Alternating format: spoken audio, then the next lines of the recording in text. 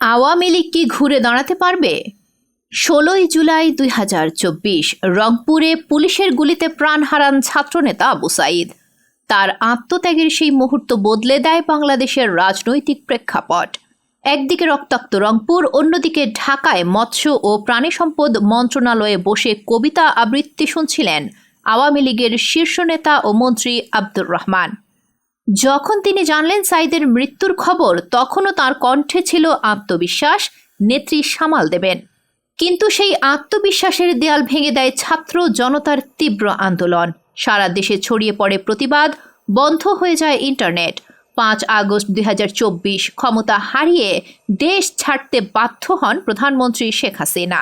বর্তমানে বিভক্ত দল, হতাশ কর্মী এবং অনুশোচনা ছাড়াই সামনে দাঁড়িয়ে থাকা এক অস্থির ভবিষ্যৎ। প্রতিশ্রুতিবদ্ধ কর্মীদের সাইডলাইন করায় আজ দল বিপর্যস্ত।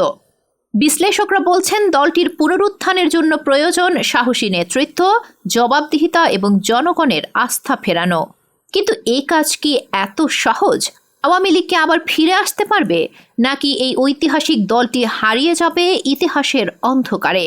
এত রক্তপাতের পর আওয়ামী লীগ কি আবারও ঘুরে দাঁড়াতে পারবে?